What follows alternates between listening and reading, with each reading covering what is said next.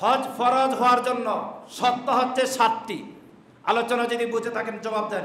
হজ ফরজ হওয়ার জন্য শর্ত কয়টি? এই 7টি শর্ত যদি আপনি মানতে পারেন তাহলে আপনার উপর হজ ফরজ। এই 7টি শর্তের বাহিরে যদি হয় তাহলে আপনার উপর হজ ফরজ নয়। 1 নম্বর, হজ ফরজ হওয়ার জন্য পূর্বময় শর্ত হচ্ছে আপনার মুসলিম হতে হবে। কি হতে হবে? আওয়াজ তুলে একটু কথা বলি বাবা। কি হতে হবে? কোন কাফের, কোন মুশরিক, কোন বেদিনদের জন্য হজ ফরজ নয়। কেমন?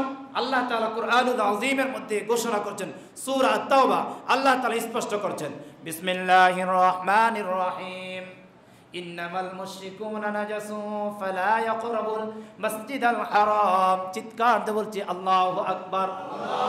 ইন্নামাল মুশরিকুনা নাজাসুন ফালা ইয়াকরাবুল মাসজিদাল হারাম। মসজিদে হারামের মধ্যে কোনো মুশরিক, কোনো খ্রিস্টান, কোনো বৌদ্ধ হজ আদায় করতে যেতে পারবে না, তাওয়াফ করতে যেতে পারবে না। কেননা ইন্নামাল মুশরিকুনা নাজাস, তাদেরকে আল্লাহ তাআলা নাফাক বলেছেন, তাদেরকে আল্লাহ তাআলা বাইতুল্লাহ থেকে দূরে সরার জন্য তাগিদ দিয়েছেন। চিৎকার দিয়ে বলছি সুবহানাল্লাহ। তাহলে আপনার কাছে জানতে চাই, হজে যাওয়ার জন্য পূর্ব শর্ত কি? আহা, একটু আওয়াজ করে কথা বলি না ভাই।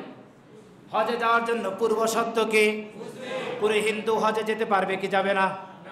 কোনো খ্রিস্টান হজে যেতে পারবে কি পারবে না? কোনো নাসারা হজে যেতে পারবে কি পারবে না?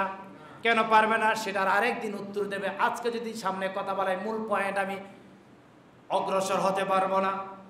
তাহলে বলছিলাম হজ ফরজ হওয়ার জন্য পূর্বময় শর্ত হচ্ছে 7টি।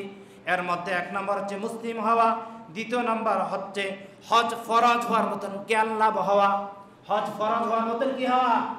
জ্ঞান লাভ হওয়া।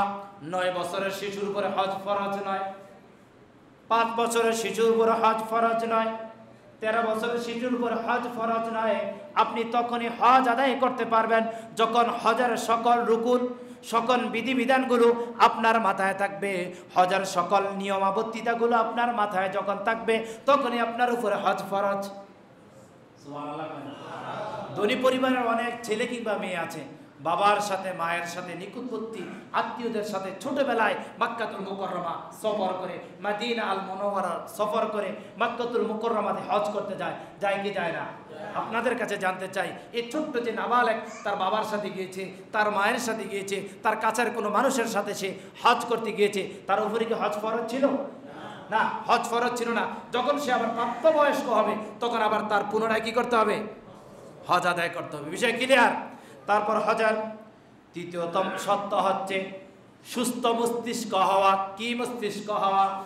কোনো পাগল তার উপরে হজ ফরজ নয়। অর্থাৎ আপনার মাথার 2-1টি তার কাটা।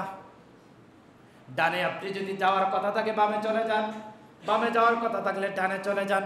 আপনি সুন্দরভাবে সুশৃঙ্খলভাবে সাধারণ স্বাভাবিক মানুষের মতন চলাফেরা আপনি করতে পারেন না, তাহলে আপনার উপরে হজ ফরজ নয়। তাই সুস্থ মস্তিষ্ক যদি আপনি হন তাহলে আপনার উপরে হজ ফরজ। হজের 4র্থতম শর্ত হচ্ছে প্রাপ্তবয়স্ক হওয়া। কোন বয়স্ক হওয়া? অর্থাৎ একজন পুরুষ কিংবা একজন নারী যখন প্রাপ্তবয়স্ক হবে, অর্থাৎ অ্যাডাল্ট যখন হবে, প্রাপ্তবয়স্ক যখন হবে তখন সে হজ করতে পারবে। তার আগে যদি হজ আদায় করে তার হজ ফরজ হবে না। এটা বাবা মার সাথে সফর করা হবে, সওয়াব পাবে, কিন্তু ফরজ আদায়ের যে হুকুম রয়েছে সে বিধান সে পরিপূর্ণ পাবে না।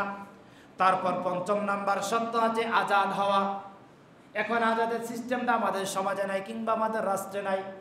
অর্থাৎ আপনি কোনো মালিকানাধীনের কাছে আপনি দায়বদ্ধ, কোনো মালিকের কথা ছাড়া আপনি চলতে পারেন না।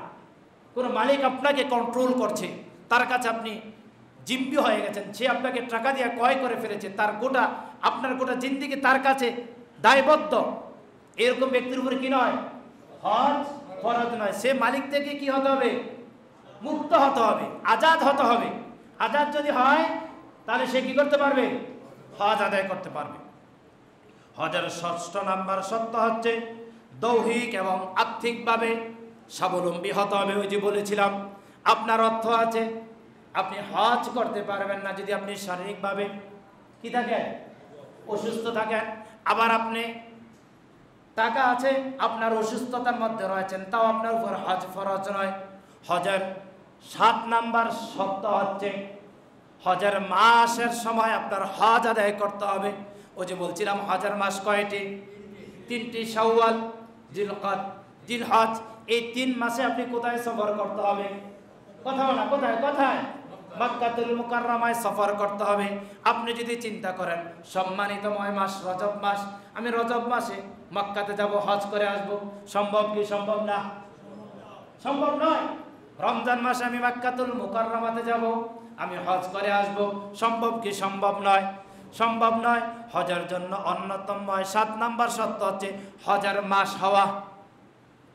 তাহলে আমরা জানলাম হজের যে পূর্বতম শর্ত কয়টি? আওয়াজ তুলে কথা বলি, কয়টি? এই 7টি শর্ত যখন আপনি পূরণ করতে পারবেন তখনই আপনার উপরে হজ ফরজ। চিৎকার দিয়ে বলছি সুবহানাল্লাহ।